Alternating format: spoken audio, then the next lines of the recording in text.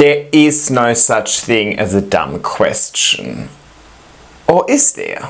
Growing plants is quite an information-heavy topic. There is lots and lots to learn, and naturally, where there's lots and lots to learn, there's lots and lots of questions to ask. Personally, I'm the recipient of lots and lots of questions in my comment section, DMs, via email, in person. I have friends from all over the world calling me with their planty questions, and I really appreciate that so many people show an interest in this beautiful hobby. But I've noticed one thing. A lot of the questions I get asked are kind of bad, meaning that if I would answer the question directly, it would actually not be of any benefit to the person who asked the question. And that is, I think, because a lot of the questions are about very specific hows and whats, rather than trying to understand why. And usually, if we're understanding why we're doing something, rather than just blindly following advice or a checklist or a recipe, we will always be in a better position to troubleshoot if things go wrong. At the end of the day, if you want to be successful in growing plants, you need to learn the skill of growing plants, not execute on a predetermined checklist that somebody online gave you. Imagine being a chef and you're just following a recipe and you're just putting exactly the amount and the ingredients in that dish as written down in your instructions. That's all great until you're missing an ingredient. If you don't understand why you're adding this ingredient to your dish, what the ingredient does to the dish, then you have no means of trying and supplementing that ingredient with maybe something else that you've got handy. However, if you understand flavors and you understand the concept behind why the recipe works in the way that it's put together, then you're in a position to, switch one thing out for the other and still end up creating a dish that tastes good. And you can apply the same thing to plant care. If you're just blindly following these instructions, you're gonna get stuck as soon as something doesn't go according to plan. You're going to look at a plant that has some sort of issue and you'll have no idea what could have possibly gone wrong because you weren't really actively thinking about it. You weren't really engaged in the problem-solving process. You were just following instructions. Now, nothing wrong with following instructions if the instructions work. However, we're all spread all across the world, meaning we have different conditions to deal with, different plants that we're growing, different materials available, and so on. So the earlier you learn the skill of plant care, the earlier you can think outside the box. You can take a principle that I apply and change it to suit your circumstances, your plants, and your materials available. Whereas if you're just trying to follow my advice step by step, you're probably just going to get annoyed because you can't get hold of a specific product in the country that you live in. That doesn't mean that you can't have success with it. Oh wow, I'm getting very, very excited and passionate already, and we haven't even finished the intro. Long story short, in today's video, I want to show you what questions not to ask, why not to ask them, and what questions you should ask instead, so that you get answers that hopefully will help you care better for your plants.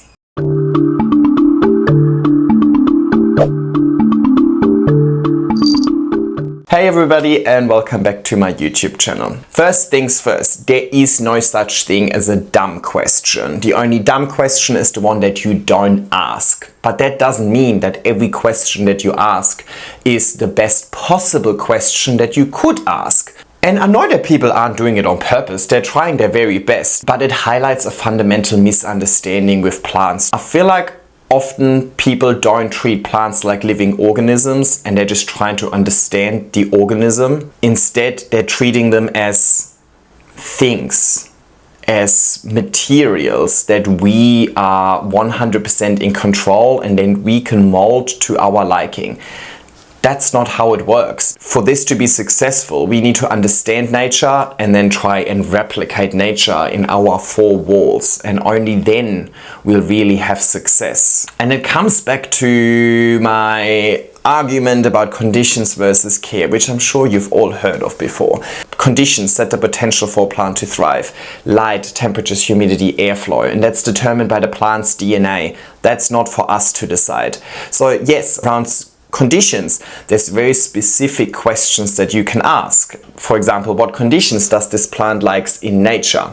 perfectly fine. Now, care are things like watering, fertilizer, potting medium, potting size, pest treatment, cleaning frequency, yada yada yada. All of these fluffy things that we all seem to argue about online. Care just realizes the potential that the conditions have set. When it comes to care, we have so much flexibility. You can grow the same plant in water, leca, aeroid mix, a huge pot, in a garden bed, no pot at all, on a moss pole, no moss pole. You can use 25 different types of nutrients. There's 27 ways of pest treatment and so on. So when it comes to care, that's usually where I see questions that ask for a very specific answer when the answer isn't so specific. While it is great that we have so much flexibility with our care approach because we can somewhat customize it to us to make sure that this hobby stays enjoyable to us, that also means that these questions around care can't be answered super precisely because the care approach is subject to your conditions and your personal preference in the first place. And that's really the part that I have a problem with, let's say, because I feel like if I would answer people's questions literally, I might often lead them in the wrong direction. But why don't we just look at a few questions and hopefully then it will become really clear what I mean by this. Let's have a look at the first question. How big of a pot should I give my plant? It is asking for a specific size of pot over here. At the end of the day, I can't give you an exact size because I don't know the size of your plant. I don't know the size of the root system that your plant has. I don't know what environment it is in. I don't know what potting medium you will use for this plant. And I don't know the potting size that you will choose for this plant. If you choose a small pot for a large plant, you got to make sure that the potting mix is more water retentive. If you have a really chunky mix, then you can use a much larger pot because the medium is going to retain less moisture. You could have an anthurium stump that has 0 leaves but a lot of roots, and you would need to choose a pot in line with the root system. Or you could have a big plant like Alocasia cuprea, for example, that has naturally quite a disappointing root system, where you would kind of choose a pot that looks kind of small for the size of the plant.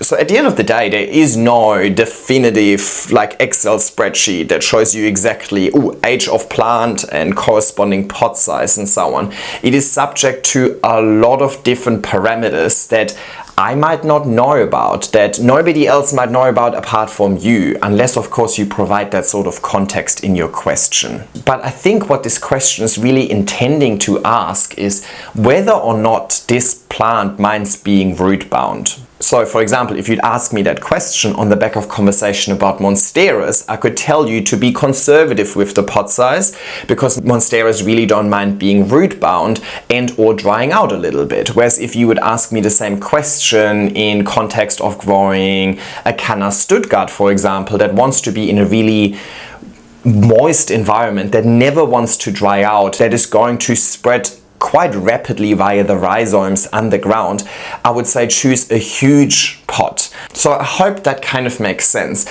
Don't get so caught up about a specific number when it comes to the pot size. Instead, try and understand the principle behind it. The idea of a pot is to provide support and moisture to the root system. So bring the question back to the root system. Does the plant mind being root bound? Does the plant require a lot of moisture?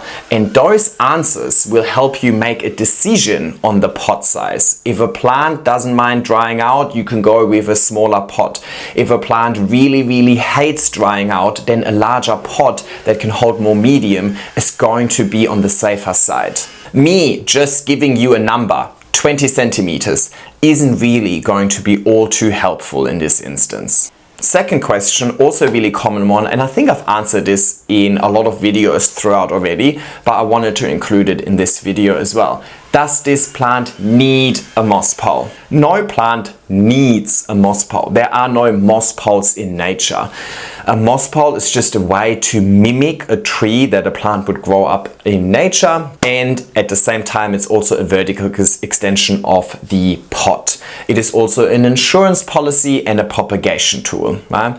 I don't know what you have in mind for your plant. Are you growing that plant up a support to then propagate it into 5 little bits? If that's the case, yes, it can benefit from a moss pole. But that's really the question that you should ask in the first place. No plant needs a moss pole, so the answer to that question will always be no, irrespective of the plant that you're asking about. So really the question you should be asking is the effort of making and maintaining / watering the moss pole worth it for plant XYZ? If you ask me that question in relation to a Monstera deliciosa, I would tell you that no, it is not. At the end of the day, you just want every node to make contact with some sort of growing media. With a Monstera deliciosa, for example, these roots will never dry out. They're very hardy, thick aerial roots, and you can just direct them back into the pot. You don't need a pole. Whereas with a Philodendron verrucosum, like the one in the corner over there, not there, here and there, I would tell you that these aerial roots would dry out unless they're directly attached to a moss pole. So in this instance, the aerial roots of Philodendron verrucosum would be significantly impacted by there not being a moss pole. So yes, it is worth the effort. Whereas for a deliciosa, it is not worth the effort because you're not getting that much more of a result out of it. Now, of course, in itself, the question is also flawed because I don't know how much effort you're actually willing to put in. I, for example, don't perceive watering moss poles as a whole lot of effort, but I know other people might. So, you know, obviously there's still always a little bit of wiggle room, but I suppose it would just ask more about an opinion from me, asking, hey, do you think this is worth it, rather than asking, does it need one? Next question, how often do you water? The question asks for a specific numeric number. Every 5 days, once a week. It asks for a frequency so that you can establish a schedule. Watering needs is subject to so many variables. The plant in itself, like the DNA, like how thirsty is this plant? How big is this plant? How many leaves does this plant need to sustain with the water provision? What's the environment like that the plant is growing in? Is it dry and hot, or is it cold and humid? How water retentive is the mix? Does the mix retain moisture at all, or is it super chunky and well draining? How big is the pot, aka how much of that media is present? And so on, right? So lots and lots of variables that I would have no context about when you just ask me about a specific schedule. So instead of asking for a schedule, we need to accept the fact that plants don't work on schedule, so we need to learn the skill of assessing when the plant needs water and then provide water accordingly.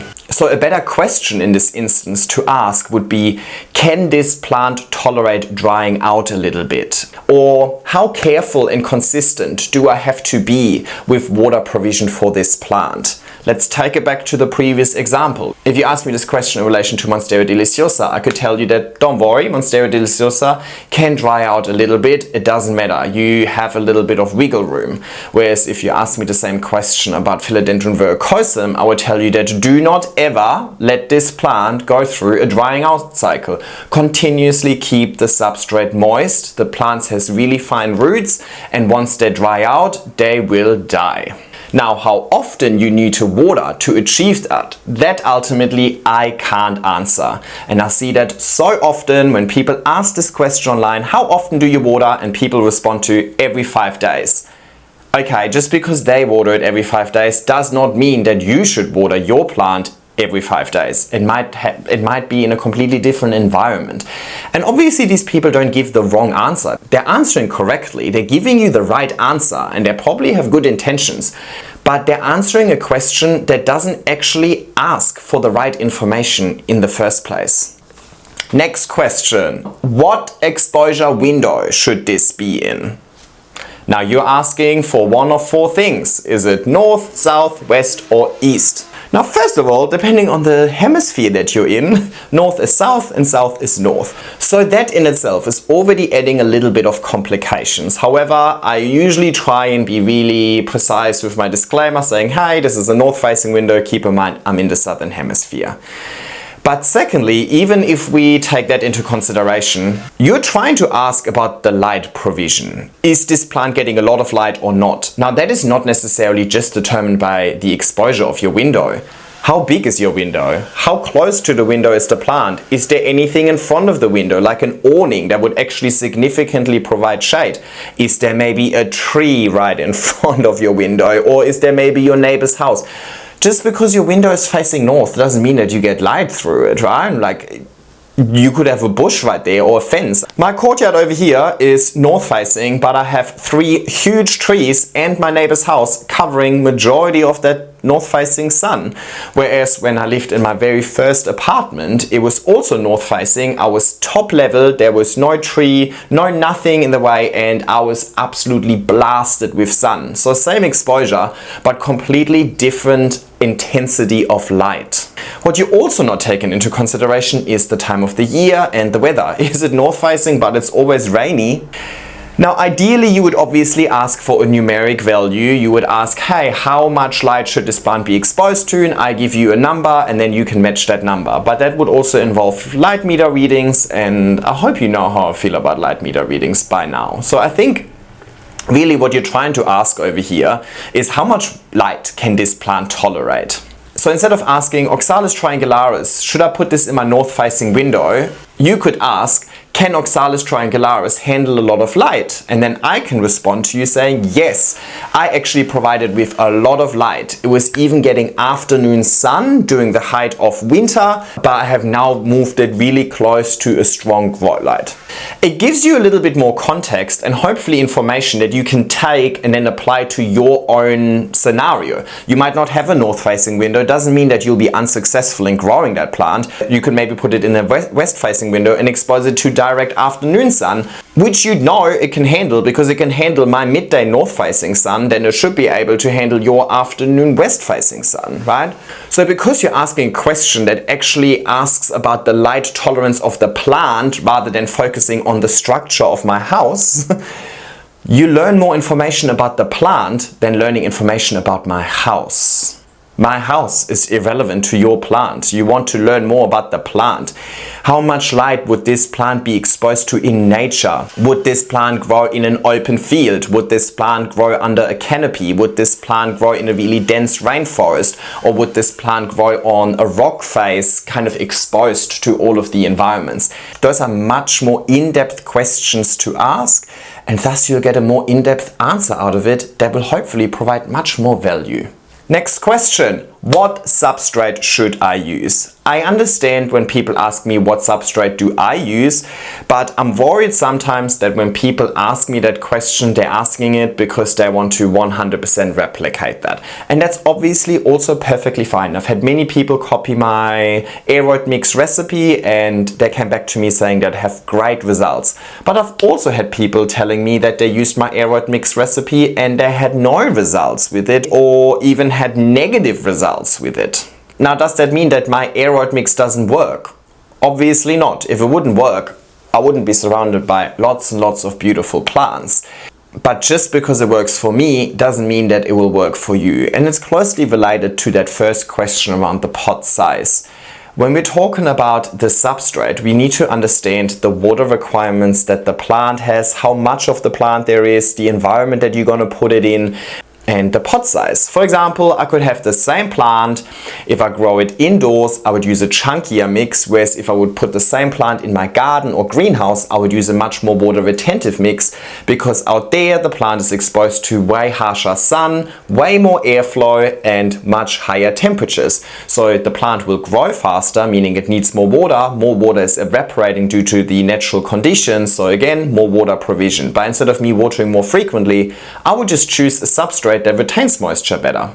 So I could grow the same plant within 5 meters of each other and they're in completely different substrates. And then if you ask me 10 different times throughout the year, I would give you 10 different answers as to what's actually in my aeroid mix. If you ask 10 other people that grow plants in aeroid mix in Australia, you'll also get 10 different answers. So at the end of the day, when it comes to the exact composition of your substrate, you have flexibility. So asking a really precise question about what exactly is the ratio of perlite to bark or something like that, right, isn't wrong, but it might not actually give you the answer that you needed in the first place. Because what if you don't even have the components that I use in my aeroid mix? Then my answer to your question is now completely useless and maybe leading you on this path of trying to import a specific ingredient from halfway across the world.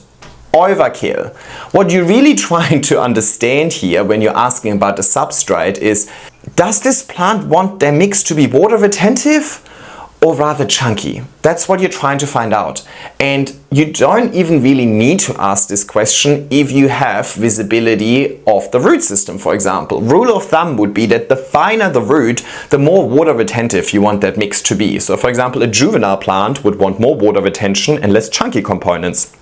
Whereas a mature plant that started having really chunky, thick roots, like a Thai constellation, can handle a really chunky mix much better. So ask about the watering need of the plant and whether or not the plant can handle drying out, and if the root system is fine or rather chunky, and then you choose your substrate in accordance with that.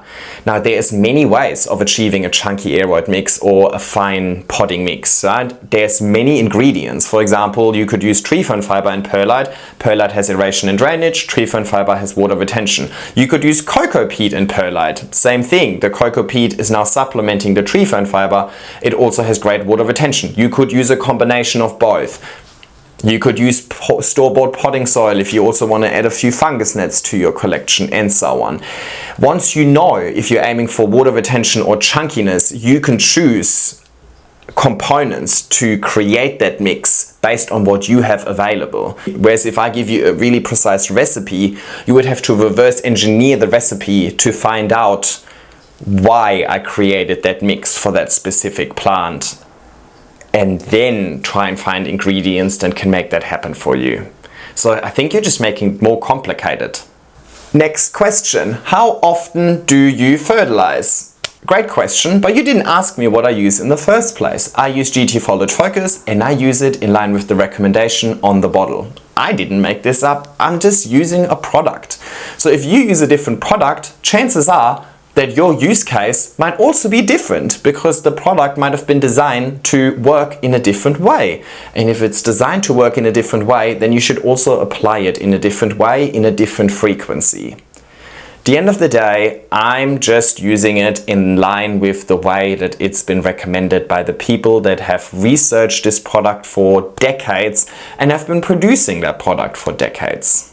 So instead, you could ask, do you frequently provide nutrients? Is nutrient provision really important to this plant? Have you noticed that this plant requires an overproportional amount of nutrient provision to thrive?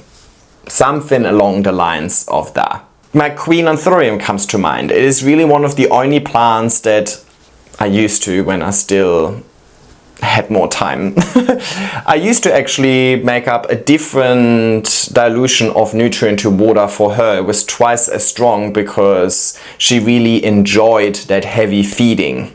And ever since I stopped that, I'm actually seeing less results. So I should really start that again. But yeah, if you would ask me about the Queen, I could tell you, actually, yeah, she's a heavy feeder. So make sure you provide plenty of nutrients. Whereas with other plants, like a verrucosum, for example, I could tell you that, yeah, go conservative. The roots are really fine and they could be negatively impacted by providing too many nutrients. So you ask a question and you actually get a whole lot of information out of that answer, rather than just being given the frequency like weekly. And the more context you have around the plant, the more likely you'll have success with that plant, because in case something goes wrong, you can use that context to troubleshoot. And the next one is a little bit trickier. I often get asked, should I use a plastic bagged or open style moss pole? My answer to that is always personal preference, which obviously doesn't really mean much to you, because if you would have a very strong personal preference, you probably wouldn't have asked me in the first place. The difference over here is really A plastic bagged moss pole has more water retention, meaning that you will have to water it less often. An open style moss pole has more water evaporating, meaning that you need to water it more frequently. So one is more work, one is less work. The plastic bagged moss pole enables you to only grow on one side because the other side is plastic bagged, whereas a round moss pole enables you to grow 360 degrees around the moss pole. The plastic bagged pole objectively looks worse, whereas the open style moss pole looks more organic. So unless I know what goal you have in mind with this plant, aka do you want it to be really lush around the pole, one display side, unless I know your environment, aka do you live in the desert or do you live in a tropical environment, or I know how much time you are willing to put in maintaining these moss poles, I can't really point you in the right direction. And I also use both poles at the same time. I don't just use one or the other. I choose based on, is this growing in my garden backed up against a fence where it is exposed to, well, one side is just facing the fence anyway, but is exposed to higher temperatures, more light exposure and more airflow, meaning it will evaporate faster, plastic bagged. Or is it growing in my office over here? That is a really high humid environment where I potentially want to grow a plant 360 degrees around the pole, and I look at the poles more frequently, so I want them to look good, right? Like I still choose based on what plant, what's the plant's watering requirement, where am I going to put this plant, what am I going to achieve, how much time do I have to look after this plant. And there's no one or the other. I suppose you just need to make that decision for yourself. That's not a decision that I can make for you because I don't know that level of context. And it's a good thing. It's good that we have personal preferences that we can incorporate into this hobby.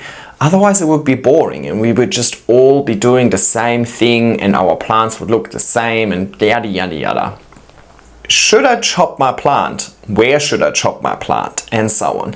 And I think people ask me this because they just want to have encouraging words for me, saying like, yes, go ahead, chop her up. But again, I don't know your personal preference. I don't know the environment that you're in. Can you give this plant good conditions post-chop for it to recover from the shock? What are you trying to achieve with this plant? Do you want it to be lush and multi-planted? Do you want it to be leggy and like to be this one vine that reaches from your bathroom all the way into your living room? Do you have friends that you want to pass this on to? How nervous are you? How much experience do you have with propagation and so on? At the end of the day, I can't make that decision for you. And look, I enjoy being asked these questions because it shows that people want my opinion to hopefully give them the confidence that their decision to chop it or not chop it is the right thing. And that's great. I love that I can empower people to hopefully feel more confident and comfortable with this hobby. But I think a better question to ask over here would be, is this plant easy to propagate? And then I could tell you, yeah, chop it, pop it in water, it will root like crazy. Easy, right? Then you have way less hesitation because, well, why would you hesitate to do a chop if you know that this plant propagates easy? Whereas if you ask for a Philodendron Florida Beauty, for example, that is notoriously known as propagating quite unsuccessfully, I might tell you, hey, before you chop, you might want to air layer to increase your chances of successful propagation. So your question invites for an answer that provides way more context and information around the plant rather than just asking to have your bias confirmed, if that makes sense. And lastly, my favorite question of them all, how long for plant XYZ to do ABC? How long for Monstera to mature? How long for Philodendron verrucosum to look like this? How long for Scindapsus to root into the pole? And so on. I don't know. If plants would work on a predetermined schedule, you would probably find it on Google. There would probably be an Excel spreadsheet in some museum that shows you exactly the frequency of leaves and when to expect them. That is subject to so many things. First and foremost, the conditions. Are you growing them in optimal conditions, suboptimal, terrible, and so on? The age of the plant, the root health of the plant, the medium that it's grown in, the care. Are you consistent with your care? Are you dropping the ball on it? Is the plant currently fighting a pest infestation? Has the plant just been repotted and works on re-establishing a root system?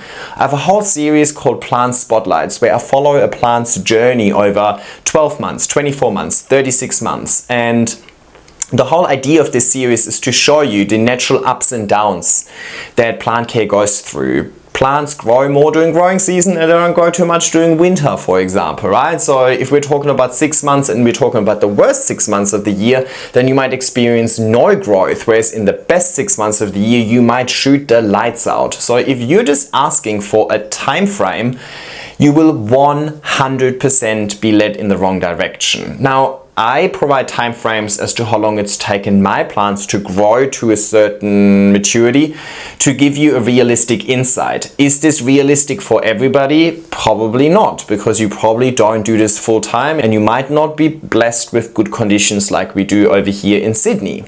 And hopefully my timeframes can give you somewhat of an indication, but it is really just an indication. It's just an example. It is certainly not the rule. So feel free to ask me, hey, how long did it take you? But don't generalize that and ask how long does it take this specific species. Not all specimens within the same species even behave the same. I've grown the same species that were propagated from the same mother plant next to each other in the same conditions with the same methods and everything and had vastly different results. And that's a beautiful thing as well. If it was so predictable, plant care would be boring. And those were 9 questions that I get asked almost daily. And I love that people ask me so many questions because it shows that you're interested in this hobby, a hobby that means so much to me. But I want everybody to be as successful as possible with this hobby. So hopefully this video was helpful because it doesn't just answer the how or what or how often, but instead it also provides context around why we're doing certain things, so that in case your circumstances change or are different, you can take that concept and hopefully make an educated decision that works for you, your plants, in your environment. In the comments down below, let me know how you feel about this. Was this good? Did that make sense? Was there like an aha moment? Because this has been going through my head for years, to be honest. And I was really hesitant in making the video at first because I don't want to come across as mocking people for asking questions, because that wouldn't be further from the truth. If people wouldn't be asking questions, I wouldn't have a YouTube channel in the first place. I just dislike the overall sentiment online that kind of takes the living organism part away from the plant and instead just commodifies plants that are supposed to work on a schedule. And I feel like if you haven't understood that we're dealing with living organisms where there's a little bit of uncertainty involved, then this is going to be a really, really steep learning curve for you in this hobby. So hopefully, apart from just giving you better questions to ask, I hopefully helped you get in the right mindset. Like, subscribe and leave a nice comment, and hopefully I'll see you in my next video. Bye!